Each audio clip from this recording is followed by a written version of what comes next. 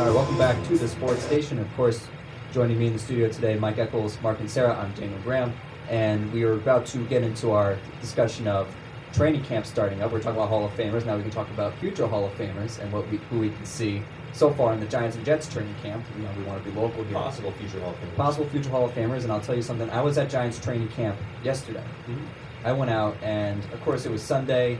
Not only was it Sunday where it was crowded already because people had the day off and everything, but Eli Manning was out signing autographs because they had the quarterbacks, special teams coming out to do autographs after practice. Right. So the place was swamped. Was Curtis Painter there? Curtis Painter was there.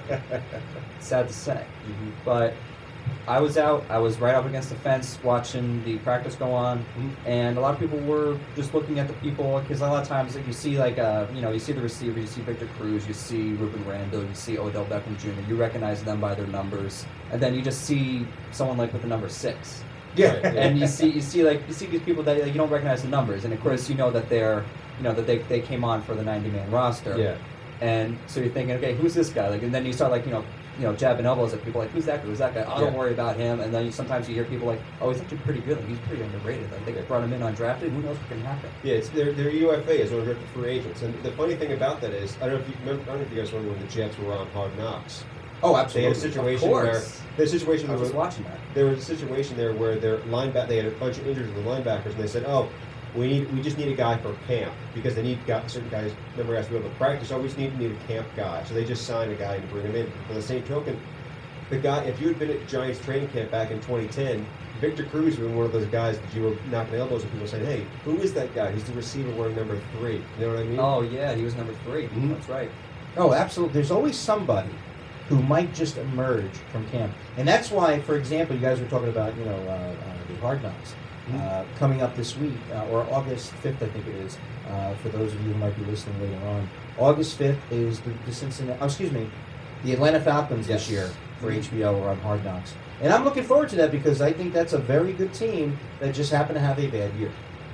And I'm interested to see... A horrible year. Horrible. But still, they've got a quarterback who people really still see as a future NFL great, and that's Ryan. Well, also they have Julio Jones coming back, and that was such a devastating loss for them and for me because he was on my fantasy team. And he got hurt last year. Like that really hurt their offense because it's obvious, and this is why I didn't understand the Roddy White extension. It's obvious that Roddy White isn't the same player he was back when he was the number 1 receiver who was setting the world on fire. Right. But they just drafted another offensive line to try and keep Matt Ryan upright.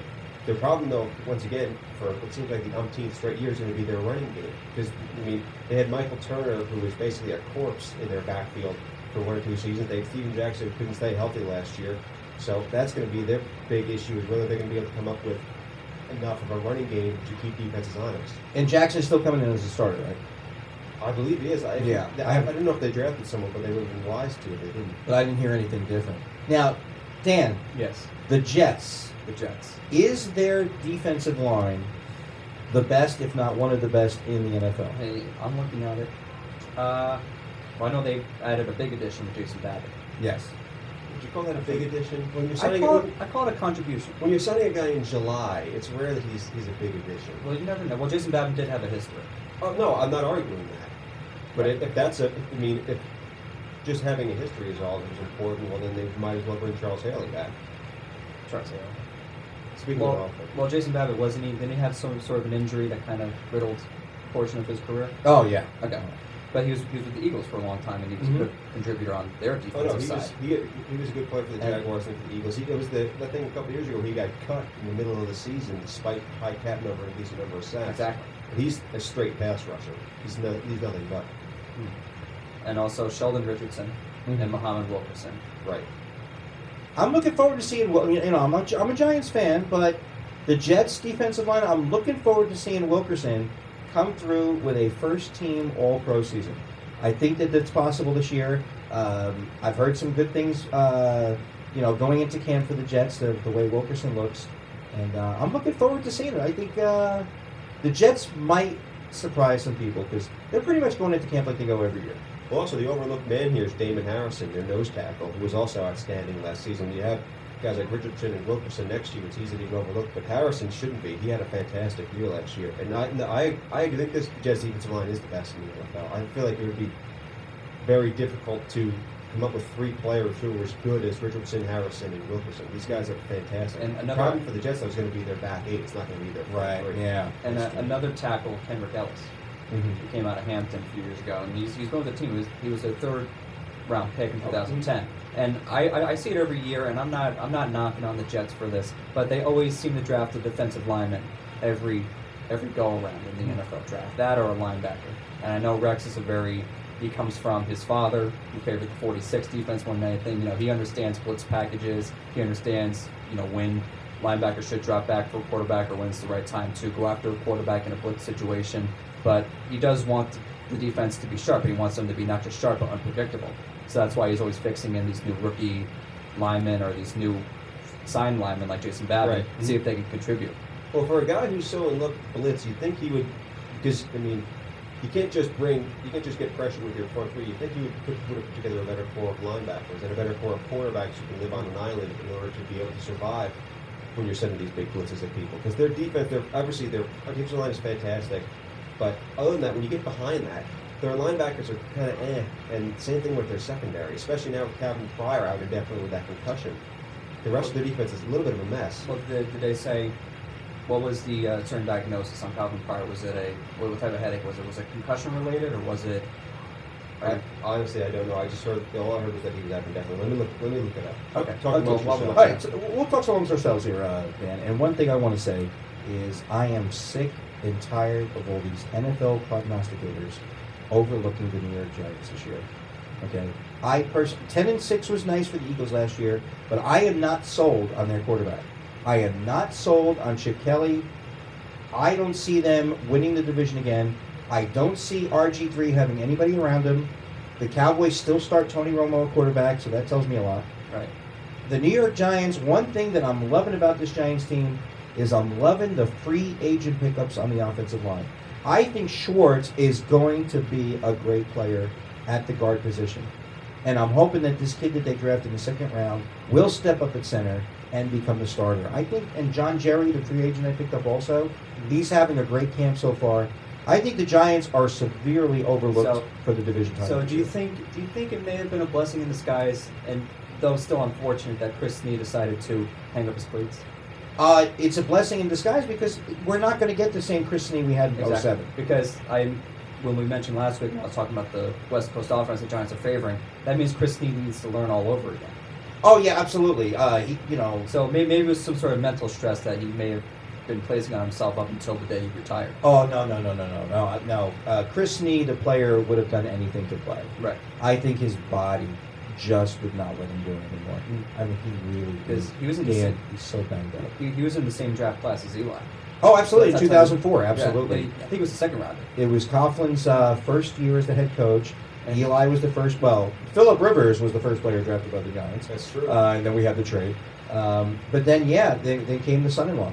the son-in-law. The son-in-law, and people of course thought at first, why is he drafting his son-in-law in the second round? Yeah, he was a good player at Boston College, but Tom Chris Coughlin was Snee- at Boston College. Well, that's just it. He was there at Boston College with him.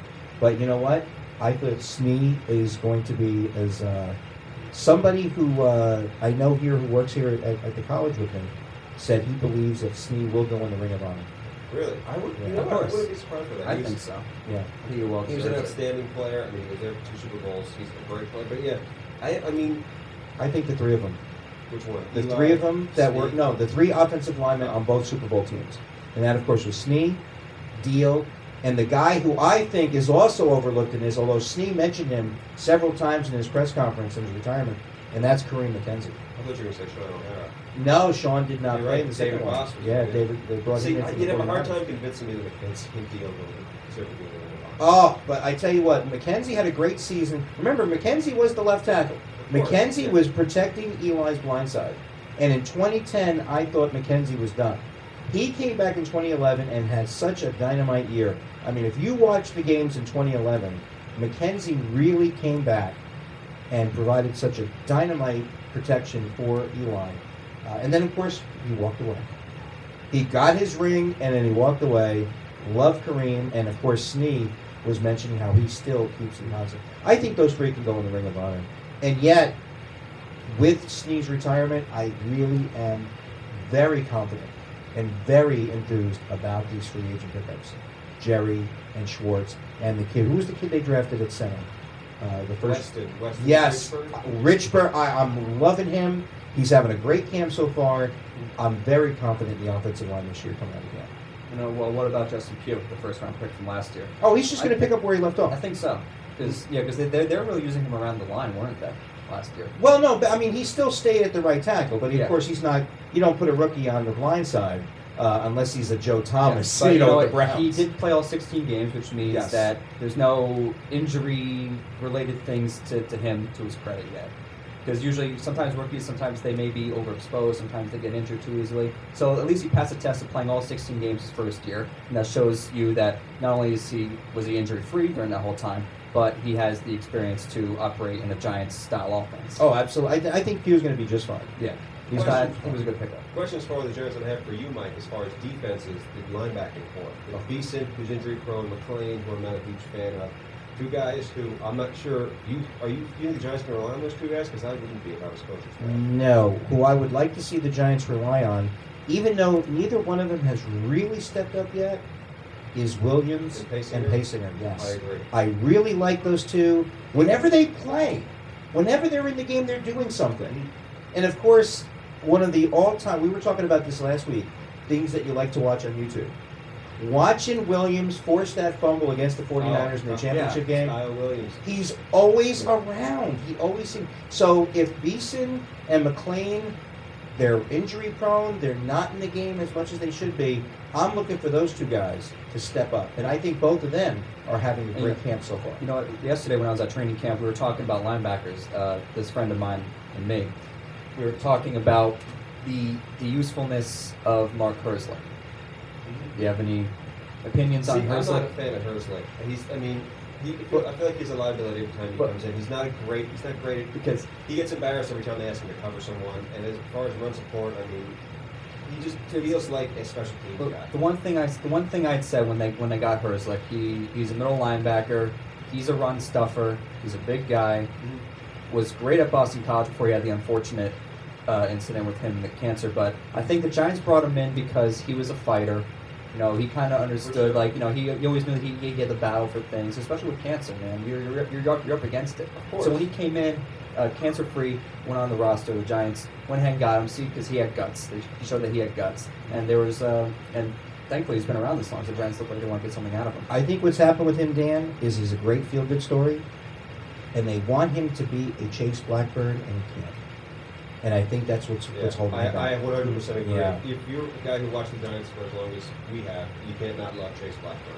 Yeah, and I think that's what they wanted Herzler to be, and he just isn't talented enough. Okay, last segment of our podcast, our second podcast, the Sports Nation. I have a question for you guys because as I was sitting, The sports station. the Sports He said Sports Nation. We're going to get sued. A copyright Congratulations. ESPN. Oh my! Sorry. No, not Sports Nation. Not Sports Nation. Stop saying it. Then stop I saying mean, it. not that other name that I said. The Sports Station. Dan will edit that out. Sure. I was at the movie Saturday night. My wife and I we went to go see Jersey Boys, which actually was a good movie. Thank you, Clint Eastwood. And I saw a preview for a new movie coming out with Jim Caviezel called "When the Game Stands Tall." Good easily. Is it Caviezel? It's not Caviezel. Yeah. Okay. Great actor, and you know it's based on a true story about a high school football team. And the thing was, I was thinking to myself, coming into today's podcast, one of the great all-time sports discussions. You, Mark, and you, Dan. What is your all-time number one favorite sports movie? What's the one that Wow. stands out more than any other? You know what? You should have asked us before the show. Yeah. No. I want to put you guys Yeah, on you the put me on the spot spot. because I want you to come up with one right off the top of your I head. have one in mind. If you want to go on the topic of great sports movies, Go ahead. one of my favorite stories, and I give them a lot of credit because it was close to being factual the whole way through, albeit some parts. Rudy. Oh, okay, Rudy. Rudy. Yeah. I like the fact that because I kind of relate myself to Rudy because he idolized about doing something, being part of something that he had always wanted to do all his life, and he just did not have any prior credentials or anything to get him up there, but he worked his way up there, He went to community college like I did. Well, he went to junior college. No, And- yeah, basically. And what was he in the movie? Like, I mean, the guy himself, he's very short, like 5 foot something. Yeah. What did Rock say? You're 5 foot feet. nothing, Yeah. 100 nothing. You're Rock. I like that. I like that reference. Remember that? Yeah, Rock. The garbage man. And I'm sitting there on 5'6", and Rudy's dream wanted to play on Notre Dame's football team, at least suit up for one game and show something to Ned Beatty, his father. Yeah, and you know what's funny is I went on YouTube after I saw after YouTube came out. Uh-huh. I was watching the movie at home, and then I went on YouTube, and it's there. Yeah. His sack of that Georgia Tech quarterback, the real Yeah. Rudy Rudiger, is on YouTube. And It's Really? amazing to watch. I'm Yeah. about to look that up. Yes, you got to look it up. It's amazing. Yeah. I mean, it's just one of those things. But Mark, go ahead. All right, Mark. All right. Wow, there are so many good sports movies. Yeah, but there's Rudy, one. Days of Thunder. No, I'm just kidding. Days of Tom Cruise movie? Rudy's obviously a fantastic movie. Favorite sports movie. If you ask me off the top of my head, this is one of the things where I'm going to get in my car and think, oh man, there are Should've said 5 that. more. Yeah, exactly. Bull Durham would probably be the one at the top of my head. I love Bull Durham. Yeah, Bull even though Durham. I'm not a Susan Sarandon fan, I think Bull Durham is fantastic. Kevin Costner and Tim Robbins are great in that movie. And also one that here's a polarized. This is a sports movie that I think is polarizing for a lot of people, but I'm a huge fan of. Any Given Sunday, a little bit. Jamie Pacino. Foxx and Al Pacino. I love that movie, but I feel like people in that movie. I feel like there are a lot of people who think that movie's ridiculous. A lot of people who like it. I'm a fan of it. One of the things I did like about Any Given Sunday is the players actually look like players. Yeah. I mean, they really had some big. I mean, I've seen some football TV shows and football movies where they got actors, and the actors just didn't look like NFL players. Oh yeah. They used a lot of NFL players in that, and they all. Right. I mean, even the linemen were huge in that movie. Well, to that end, there's a movie called Fear Strikes Out. I think it was about Jimmy Pearsall. Yes, oh, yeah, Jimmy Do you Pearsall. remember who the actor was? No, but you guys have all your electronics in front of you. But I do remember the movie. Hold on, let me see if I can figure this. Oh, it was the guy Norman Bates. Norman Bates. Who was the guy who played Norman Bates, the actor? Mark? I don't know. Yeah, Anthony Perkins. It's Anthony Perkins, right? Okay. Yeah, I think this is the movie. My dad always talks about this because Anthony Perkins plays Jerry Pearsall in the movie, and he throws like a girl in the movie. And my dad growing up watching the movie is like, really? You're telling me this guy who throws like that is going to be a baseball player? Like, this is really the extent we're going to try and convince Yeah, people. some movies they threw these actors into these roles, and it just didn't look right. Well, it's like Vince Vaughn in Rudy. This is sort of Vince Oh, that's Vaughn right. in Vince Rudy. Vaughn has a big part in Rudy. He talks Yeah. about how he's the guy who throws the halfback pass, and he's Right. as they're going out because they have like 3 shots. They need to get this. It's on the field at halftime of the game, and he's trying to convince the director, whoever it was, no, I want to throw it. I can make the throw. Let me throw it. The director says, we have 3 chances to get this shot. Okay, that's it, and then we're done. He's like, all right, fine. Have the stunt guy, whoever it was, throw it. Yeah. That's right, because they did it at halftime of a real Notre Dame game. Yeah, right. That's when they filmed it. And then, But then, of course, that reminds me of, like you were talking about, Mark. Think of the remake of The Longest Yard. oh, okay. Could Adam Sandler on his best day ever look like a former NFL quarterback? No. No. Never. I think Burt Reynolds was more of a football player in that version of Longest Yard than Adam Sandler did. In the remake version. In the remake version. That's another great one. The Like that. original Longest Yard. Well, But hey, I was going to get onto my favorites. Of course, that is one of my favorites. Is the original Longest Yard. yeah, I think Yeah. it was a great movie. North Dallas 40 has always been one of my favorite sports movies Okay. because I think there's a side that was out there that I think even today you're still finding out about these kind of things going on in the NFL with guys who are busted up with their knee, give them a few shots at cortisone or something like that. I got a brand new knee. yeah. I can go out and play. But my all-time favorite, and this goes out to all my friends out in Terre Haute, Indiana, because they know, and I actually got to meet the guy who was the inspiration for this movie, and that, of course, is Hoosiers. I thought you were saying I like Pistons that. saved Pittsburgh. No, no, I actually have on my Facebook a picture with myself and the late great Bobby Plump. He was the leader of Milan High School when they beat Muncie Central, and that, of course, he was the